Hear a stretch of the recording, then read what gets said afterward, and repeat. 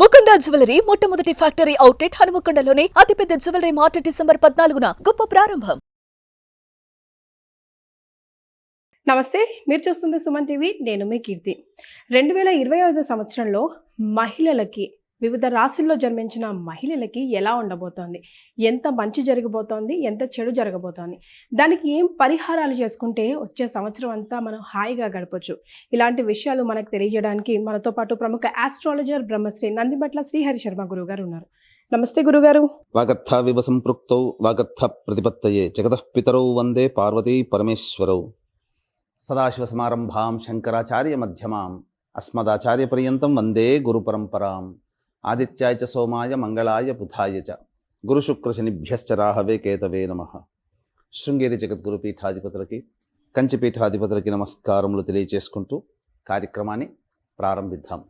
ముందుగా వీక్షించేటువంటి సుమన్ టీవీ ప్రేక్షకులకి మనవి, ఇప్పుడు మనం చెప్పుకోబోయేటివి 2025 సంవత్సరంలో ఉండేటువంటి ద్వాదశ రాశుల వారికి సంబంధించినటువంటి మంచి చెడు విషయాల గురించి ఏ విధంగా ఉండబోతుంది. అయితే చాలామందికి ఒక సందేహం రావచ్చు, రాశుల ఫలితాలు అనేటువంటివి ఉగాది టు ఉగాది కదా మనం చెప్పుకునేది, మన సాంప్రదాయము.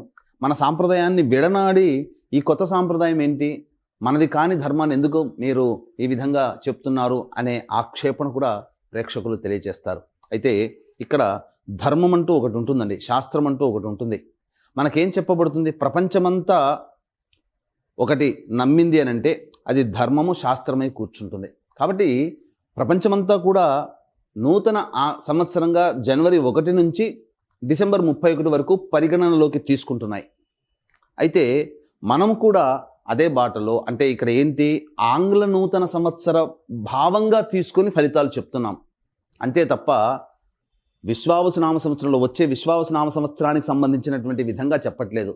జనవరి 1వ తారీఖు నుంచి డిసెంబర్ 31వ తారీఖు వరకు ఉండేటువంటి గ్రహస్థితిని దృష్టిలో పెట్టుకొని 12 రాశుల వారికి ఏ విధంగా ఉండబోతుందో విషయాలే తెలుసుకుంటున్నాం.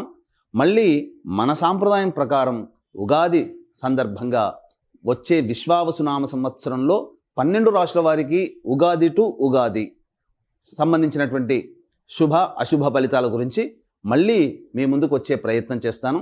ఇప్పుడు చెప్పబోయేటువంటి మాత్రం కేవలం ఆంగ్ల నూతన సంవత్సరంగా, అనగా 2025 సంవత్సరంలో జనవరి 1 నుంచి డిసెంబర్ 31 వరకు మాత్రమే ఉండగలిగేటువంటి ఫలితాల గురించి చెప్పేటువంటి ప్రయత్నం చేస్తాను. కాబట్టి ఈ చిన్న గమనికని మీరు గమనించవచ్చని చెప్తున్నాం. ద్వాదశ రాశుల్లో భాగంగా మహిళలకి 2025 ఎలా ఉండబోతోందో మనం తెలుసుకుంటున్నాం. అందులో భాగంగా ఇప్పుడు ధనుసు రాశి వారికి ఎలా ఉంటుందో సూచించండి గురుగారు. ధనుస్సు రాశి వారికి జనవరి 1 నుంచి డిసెంబర్ 31వ తారీఖు వరకు 2025 సంవత్సరంలో ఏ విధంగా ఉండబోతుందో తెలుసుకునే ముందు గ్రహ సంచారం తెలుసుకుందాం. మే 9వ తారీఖు వరకు గురువు వృషభ రాశిలో, తదనంతరం 9వ తారీఖు నుంచి మే నెల నుంచి మిథున రాశిలోకి గురువు సంచారం, అలాగే సెప్టెంబర్ 28 నుంచి నవంబర్ 11 వరకు కర్కాటకంలో, మళ్ళీ నవంబర్ 12 నుంచి డిసెంబర్ 28 వరకు అదే కర్కాటకంలో గురుడు వక్రీకరించి ఉండడం. ఇక తదుపరి గమనించుకున్నట్లయితే 16వ తారీఖు ఏప్రిల్ వరకు శని కుంభరాశిలో సంచారం చేస్తుండడం, 16 ఏప్రిల్ నుంచి అక్టోబర్ 19 వరకు మీనరాశిలో, అలాగే ఈ మధ్యలో జూలై 8 నుంచి అక్టోబర్ 9 వరకు మీనరాశిలోనే శని వక్రీకరించే స్థితి పొంది ఉండడం.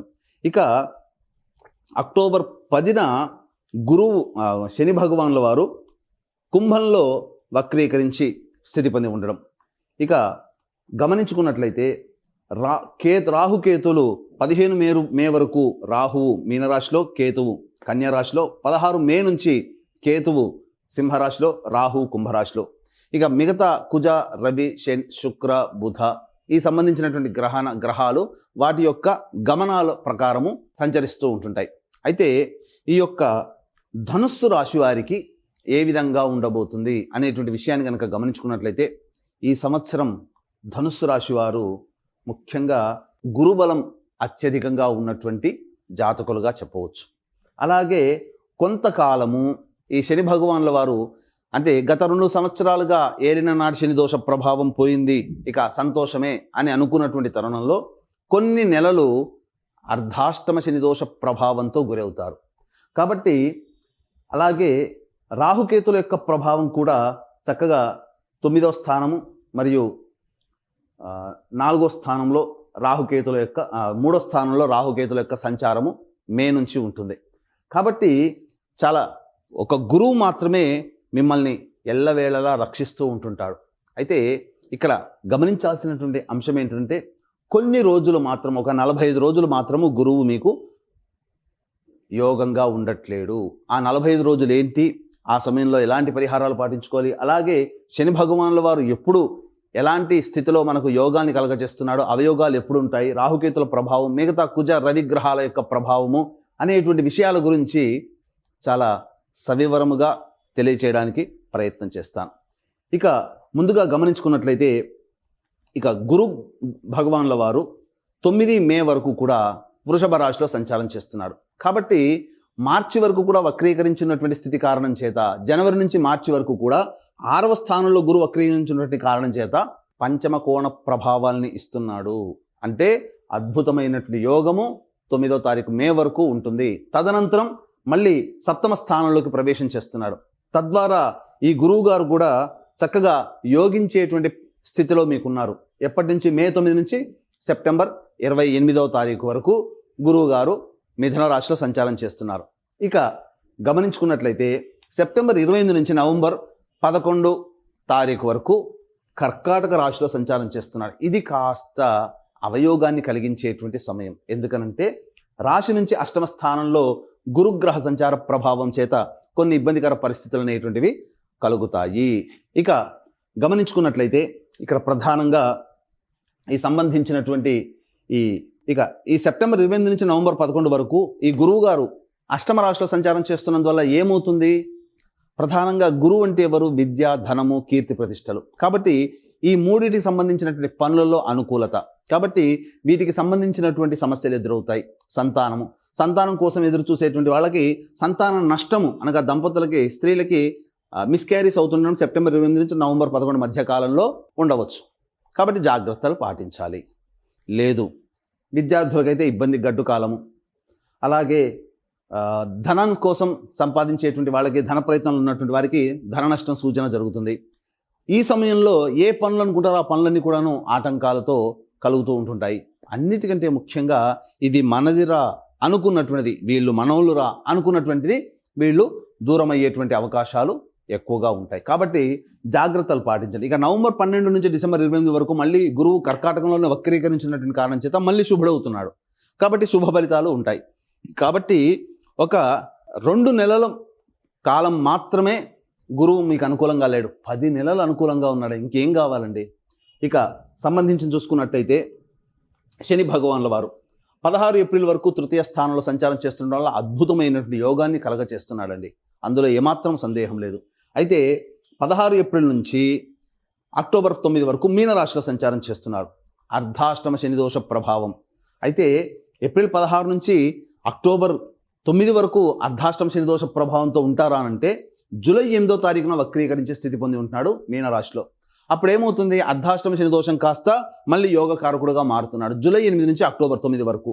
కాబట్టి ఏప్రిల్ 16 నుంచి మే 16, జూన్ 16, 2 నెలలు, తర్వాత ఈ 22 నెలలు, అంటే ఎంత? 82 రోజుల పాటు మీకు ఈ యొక్క శని భగవానుల వారు అర్ధాష్టమ శని దోష ప్రభావాన్ని కలగచేస్తున్నారు. ఇది వాస్తవంగా గుర్తుంచుకోండి. కాబట్టి శని భగవానుల వారు కూడా యోగదాయకమే అనేటువంటి విషయాన్ని మీరు గమనించుకోవాలి. ఈ 82 రోజులు మీకు యోగాన్ని కలగజేస్తున్నాడు. జూలై 8న వక్రీకరించి మీనంలో వక్రీకరించి తదనంతరం అక్టోబర్ 10 వరకు ఉంటాడు. జూలై 8 నుంచి కుంభంలో వక్రీకరించి ఉంటాడు. అప్పుడేమవుతుంది? విచిత్రంగా మళ్ళీ ధనుసు రాశి వారికి కుంభంలో అక్టోబర్ 10 నుంచి నవంబర్ 26 వరకు, అంటే దగ్గర అక్టోబర్ అంటే దగ్గర 30-46 రోజులు కుంభంలో వక్రీకరించినటువంటి కారణం చేత మళ్ళీ ఏలిన నాడు శని దోష ప్రభావాన్ని గురవుతుంటాడు. కాబట్టి చూసుకున్నట్లయితే ఈ యొక్క శని ప్రభావం అనేటువంటిది మీకు ఏప్రిల్ 16 నుంచి జూలై 8 వరకు, మళ్ళీ అక్టోబర్ 10 నుంచి నవంబర్ 26 వరకు అర్ధాష్టమ శని, ఏలిన నాడు శని దోష ప్రభావాన్ని కలిగి ఉంటాడు ఈ యొక్క శని భగవానుల వారు. తద్వారా ఏమవుతుంది? విచిత్రంగా కొంత ఇబ్బందికర పరిస్థితులు అనేటువంటివి కలుగుతున్నాయి. కాబట్టి ధనుసు రాశి వాళ్ళు చాలా కేర్ఫుల్గా ఉండాలి. చెప్పినటువంటి సమయంలో ఈ చెప్పినటువంటి అష్టమ శని, అర్ధాష్టమ శని మరియు ఏలినాడు శని దోషం ఉన్నటువంటి సమయం ఏదైతే ఉందో ఆ సమయంలో కష్టాలు అనేటువంటివి కలుగుతాయి. ఇక రాహుకేతుల గురించి చూసుకున్నట్లయితే 15 మే వరకు రాహు చతుర్థంలో, దశమంలో 15 మే వరకు కేతు ఉంటాడు కన్యా రాశిలో. 15 మే నుంచి అనగా 16 మే నుంచి కుంభరాశిలోకి రాహు ప్రవేశించగానే రాహు శుభుడవుతున్నాడు. నవమ స్థానంలో కేతు కూడా ఉన్నటువంటి కారణం చేత ధనుసు రాశి వారికి కేతు కూడా శుభుడవుతున్నాడు ఇక్కడ. తద్వారా ఏమవుతుంది, యోగించేటువంటి స్థితిగతులు ఉంటాయి. కాకపోతే తండ్రి గారి ఆరోగ్యం పట్ల శ్రద్ధ వహించాలి. అలాగే విదేశీయానం, అనగా దూర ప్రాంత ప్రయాణాలు చేసేటప్పుడు కూడా అక్కడ దూర ప్రాంతంలో ప్రత్యేక శ్రద్ధలు తీసుకుంటేనే నిలవగలుగుతాము అనే విషయాన్ని గుర్తుపెట్టుకోవాలి. ఇక తర్వాత చెప్పొచ్చేది ఏమిటంటే, ఈ యొక్క ధనుస్సు రాశిలో జన్మించినటువంటి ఉద్యోగస్తులు, కేంద్ర రాష్ట్ర ప్రభుత్వ ఉద్యోగస్తులకైతే చక్కగా ప్రమోషన్స్తో కూడుకున్నటువంటి బదిలీలు అనేటువంటివి జరుగుతాయి. ఇక ప్రైవేట్ రంగంలో ఉన్నటువంటి వారికి ఖచ్చితంగా బాధ్యతతో కూడుకున్నటువంటి ప్రమోషన్స్ అనేటువంటివి వస్తాయి. ఇక అన్నిటికంటే ప్రధానంగా గమనించుకున్నట్లయితే నిరుద్యోగస్తులకి ఉద్యోగం లభించి తీరుతుంది. ఈ యొక్క ధనుసు రాశిలో జన్మించినటువంటి రాజకీయ నాయకులకి చక్కగా ప్రజాదరణ కలిగినటువంటి పదవి లభిస్తుంది. నామినేటెడ్ పోస్టులోనే ఉంటారు. లేదా ప్రజారంజకంగా ఈ ఆల్రెడీ ధనుసు రాశిలో ఉన్నటువంటి నాయకులు ప్రజలతో మమేకమైపోయి ప్రత్యేక గుర్తింపుని తెచ్చుకుంటారని చెప్పవచ్చు. ఈ యొక్క ధనుసు రాశిలో జన్మించినటువంటి ఈ యొక్క సినీ రంగ ప్రముఖులు కావచ్చు, కళారంగంలో కావచ్చు, 24 ఫ్రేమ్స్లో వర్క్ చేసేటువంటి వాళ్ళు కావచ్చు, మీడియా రంగం వాళ్ళు కావచ్చు, సోషల్ మీడియా కావచ్చు, ప్రింటింగ్ అండ్ ఎలక్ట్రానిక్స్ మీడియా రంగంలో ఉన్నటువంటి వాళ్ళు కావచ్చు, వాళ్ళకందరికీ కూడాను అద్భుతమైనటువంటి యోగదాయకమైనటువంటి ఫలితములు ఉంటాయి. అధిక సంపాదన ఈ సంవత్సరం వారికి ఉండబోతుంది. తద్వారా కొత్త కొత్త ప్రాజెక్టులు అనేటువంటివి సైన్ చేస్తారు. తద్వారా డబ్బు వస్తుంది, ప్రజాదరణ కూడా పెరుగుతుంది.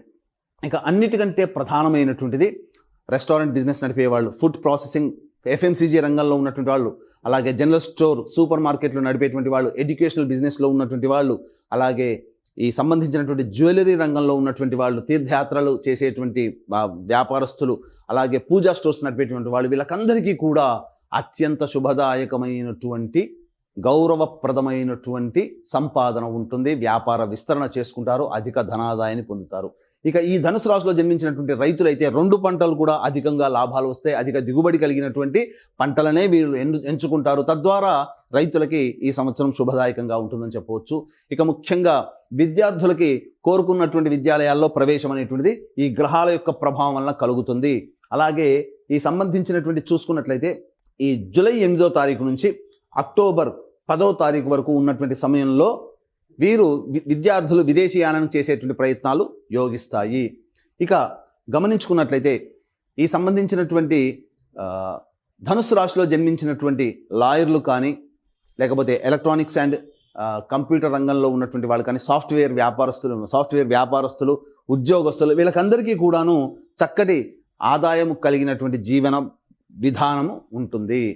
ఇక గమనించుకున్నట్లయితే ఈ స్టీల్ అనగా ఈ ధనుసు రాశిలో జన్మించినటువంటి వాళ్ళకి స్టీల్ రంగం కానీ, ఎడిబుల్ ఆయిల్స్ రంగంలో కానీ, తోలు చర్మ వ్యాపారస్తులు ఎవరైతే ఉంటారో వాళ్ళకందరికీ కూడాను ఏప్రిల్ 16 వరకు అద్భుతమైనటువంటి యోగ కాలము. మళ్ళీ జూలై 8 నుంచి అక్టోబర్ 10వ తారీఖు వరకు కూడా యోగ కాలమే. ఈ యొక్క 2 కాలాల్లో సంబంధించినటువంటి చెప్పినటువంటి వృత్తులు ఉన్నవాళ్ళు మంచి శుభ ఫలితాలు అనేటువంటివి పొందుతారు. ఇక గమనించుకున్నట్లయితే ఈ యొక్క సంబంధించినటువంటి ధనుసు రాశిలో జన్మించినటువంటి వారు స్పెక్యులేషన్ రంగంలో ఉన్నటువంటి వారికి అధిక ధనాదాయము వచ్చి తీరుతుంది.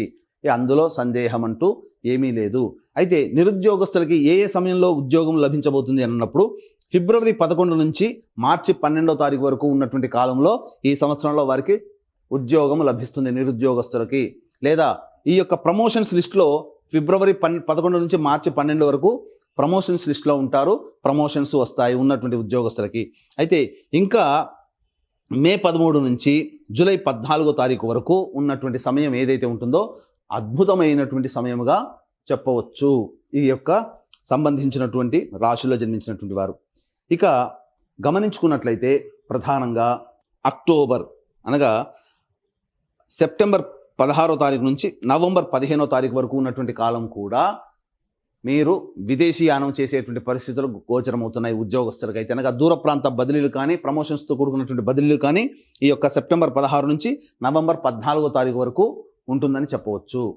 ఇక అన్ని విధాలుగా చూసుకున్నట్లయితే ఈ యొక్క రాశిలో జన్మించినటువంటి స్త్రీలు ఎవరైతే ఉంటారో వాళ్ళకి కుటుంబంలో గౌరవ మర్యాదలతో కూడుకున్నటువంటి జీవన విధానం ఉంటుంది. మీ మాటకి విలువ ఇస్తారు. స్థిర చరాస్తులు అనేటువంటి కొనుగోలు చేస్తారు.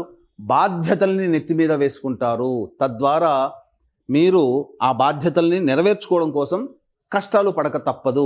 కాబట్టి కష్టం ఉంటుంది. అయితే ఆరోగ్య సమస్యలు అనేటువంటివి కనుక చూసుకున్నట్లయితే ప్రధానంగా ఈ యొక్క సంబంధించినటువంటి జనవరి 21వ తారీఖు వరకు ఈ రాశిలో జన్మించినటువంటి స్త్రీ పురుషులకి కొంత అనారోగ్య లక్షణాలు అనేటువంటివి ఉంటాయి. అయితే యోగదాయకమైనటువంటి పరిస్థితి ఎప్పుడు ఉంటుంది? జనవరి 21 నుంచి ఏప్రిల్ 1వ తారీఖు వరకు ఉన్నటువంటి సమయము అద్భుతమైనటువంటి సమయం. రియల్ ఎస్టేట్ రంగంలో ఉన్నటువంటి వాళ్ళు, అలాగే లాయర్ వృత్తిలో ఉన్నటువంటి వాళ్ళకి అద్భుతమైనటువంటి రాజయోగం కలగబోతుంది. నూతన ప్రాజెక్టులు విస్తరిస్తారు. తద్వారా మంచి జీవన విధానం అనేటువంటిది ఉంటుందని చెప్పవచ్చు.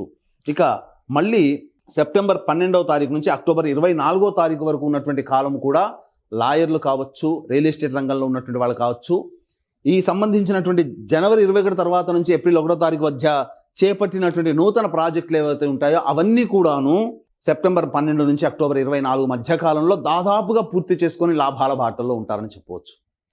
కాబట్టి మీ మాటకు విలువ పెరుగుతుంది.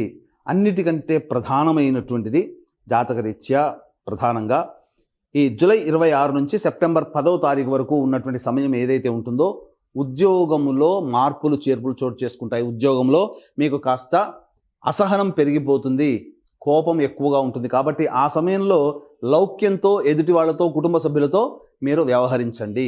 ఈ విధంగా చెప్పుకుంటే అన్ని రకాలుగా ఈ యొక్క ధనుసు రాశిలో జన్మించినటువంటి వారికి మంచి శుభ ఫలితాలు అనేటివి కలుగుతున్నాయి. ఇక ముఖ్యంగా గమనించుకున్నట్లయితే ఈ యొక్క ఏలిన నాటి శని ప్రభావం ఉండడం, గురువు కూడాను అనుకూలంగా ఉండడం, ఒక 2 నెలల పాటు అనుకూలంగా లేకపోవడం, ఇవన్నీ కూడా జాతకరీత్యా కొంతవరకు కొన్ని రోజులు ఇబ్బందులు పడక తప్పదు. శని భగవాన్ల వారు విచిత్రంగా ఈ ధనుసు రాశి వారికి అర్ధాష్టమ శని దోష ప్రభావము, ఏలినాడు శని దోష ప్రభావం సంబంధించి కొన్ని పరిస్థితులు గోచరమవుతున్నాయి. కాబట్టి అప్పుడు కొన్ని కష్టాలు పడక తప్పదు. కాబట్టి ఇక్కడ చెప్పబడినటువంటిది అంతా కూడాను గొప్పగా ఉన్నటువంటిది ఏదైతే ఉందో అది మీ యొక్క రాశిరీత్యా చెప్పబడేటువంటిది. మీకు గనక ఈ యొక్క ధనుసు రాశిలో జన్మించినటువంటి వారికి వివాహ సంబంధములు నిశ్చయమవుతాయి. ఈ సంవత్సరం చక్కగా వివాహము కుదురుతుంది. అందులో ఏమాత్రం సందేహం లేదు. కాకపోతే ఇక్కడ వివాహం కాకపోయి ఉంటే మీ తల్లిదండ్రుల యొక్క జాతకము, మీ తోడబుట్టిన వాళ్ళ జాతకం కూడా మీ మీద ఇంపాక్ట్ చూపించబడుతుంది. వివాహం అయితే మీ యొక్క భర్త కానీ, భార్య కానీ, మీ కడుపున పుట్టిన సంతానం జాతకం కూడా మీ మీద ప్రభావం చూపుతుంది, స్త్రీ పురుషులకు ఎవరికైనా. కాబట్టి జాతకరీత్యా అందరికీ ఇప్పుడు మంచిగా ఉండాలి. మీ యొక్క సంకల్పం ఈ సంవత్సరం 2025వ సంవత్సరంలో నెరవేరాలి. మీ ప్రతి మనిషికి కూడాను జాతకరీత్యా విద్య, వివాహ, ఉద్యోగ, దాంపత్య, సంతాన, అనారోగ్య సమస్యలే ఎక్కువగా ఉంటాయి. విదేశీయానము, విదేశీ విద్యము, అలాగే ఇటువంటివన్నీ కూడా. కాబట్టి ఈ ధనుసు రాశి వారికి ఈ సంవత్సరంలో నరఘోష కూడా ఎక్కువగా ఉంటుంది. కాబట్టి ఇటువంటి దోషాల నివారణకి మరియు జాతకరీత్యా 12 రాశులు కూడాను శని ప్రభావానికి గురవుతున్నాయి. గుర్తుపెట్టుకోండి, ఏ రాశి కూడా ఎగ్జంప్షన్ కాదు, 12 రాశులు కూడాను ఎగ్జంప్షన్ కాదు. అన్ని రాశులు శని ప్రభావానికి గురవుతున్నాయి. కాబట్టి ఈ సంవత్సరంలో 2025 సంవత్సరంలో ద్వాదశ రాశుల వారికి శని దోష నివారణార్థమై సర్వదోష నివారణ పూజలు, సంకల్ప సిద్ధి హోమాలు అనేటువంటివి ఈ 2025 సంవత్సరంలో జనవరి 13వ తారీఖు రోజున అత్యద్భుతమైన రోజు, పౌర్ణమి తిథి, మరియు ఈ యొక్క అద్భుతమైనటువంటి తిథి రోజున శ్రీకాళహస్తిలో కానీ, శ్రీశైల క్షేత్రంలో కానీ 2025 సంవత్సరంలో శ్రీకారం చుట్టబోతున్నాము. అంటే ప్రతి నెల ఒక్కొక్క పుణ్యక్షేత్రంలో, ఒక్కొక్క క్షేత్రంలో వివిధ రకాలైనటువంటి పూజలు, హోమాలు అనేటువంటివి ప్రతి నెల చేయించడం జరుగుతుంది. వాటి వీడియోలు కూడా మీకు పంపించడం జరుగుతుంది. మీ కుటుంబ సభ్యుల అందరి గోత్రనామాలతో కార్యక్రమం చేయించడం జరుగుతుంది. దీని రిజిస్ట్రేషన్ వివరాలు కార్యక్రమ తదనంతరం కాంటాక్ట్ చేసి పూర్తి వివరాలు తెలుసుకోవచ్చు. అలాగే తండ్రి వైపు 6 తరాలు, తల్లి వైపు 3 తరాలు, భార్య వైపు 3 తరాలు, భర్త వైపు 6 తరాల్లో ఏవైనా దుర్మరణాలు ఉన్నా, లివర్ ఫెయిల్యూర్, కిడ్నీ ఫెయిల్యూర్, క్యాన్సర్తో ఎవరైనా కుటుంబ సభ్యులు మరణించినా, 60 సంవత్సరాల లోపల కుటుంబ సభ్యులు ఏ విధంగానైనా చనిపోయినా వాటిని పితృదోషం లేదా పితృశాపం అంటారు. కాబట్టి వీటి నివారణకి, పితృదోష నివారణకి కూడా ప్రతి నెల మన పీఠం ఆధ్వర్యంలో జరపబడుతుంది. వాటి వివరాలు కూడా కార్యక్రమ తదనంతరం కాంటాక్ట్ చేసి తెలుసుకోవచ్చు.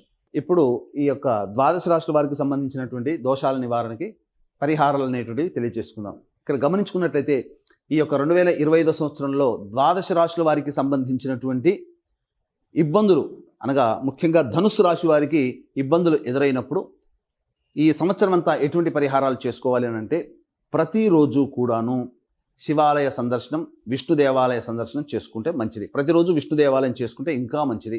లేదా సమస్యలు కలిగినప్పుడు తులసి చెట్టు దగ్గర ఆవు నేతితో దీపారాధన చేసి ఒక 27 రోజుల పాటు విష్ణు సహస్రనామ పారాయణం చేయండి, సమస్య పరిష్కారం అవుతుంది. అలాగే ప్రతిరోజు కూడాను దత్త కవచ పారాయణం చేయడం మరియు సూర్యుడికి నమస్కారం, సూర్యాష్టకం 6 సార్లు పారాయణం చేయడం, ఆదివారం నాడు మాంసాహార భోజనం నిషిద్ధము అనేటువంటిది కనుక పెట్టుకుంటే చాలా మంచి ఫలితాలు పొందుతారు. ఇక చెప్పినటువంటి విషయాల కంటే విభిన్నంగా మీ యొక్క జాతకం ఉంది అని అంటే మీ యొక్క జాతకంలోని నడుస్తున్నటువంటి దశాంతర్దశల యొక్క ప్రభావాలు కావున దగ్గరలోని మంచి ఉపాసనాపరులైనటువంటి పండితుల్ని, జ్యోతిష పండితుల్ని సంప్రదించి వారి సలహాలు సూచనలు కనుక పాటించి మంచి ఫలితాలు, మంచి జీవనాన్ని పొందుతారని ఆశిస్తూ సర్వం శ్రీ ఉమామహేశ్వర పరబ్రహ్మార్పణమస్తు.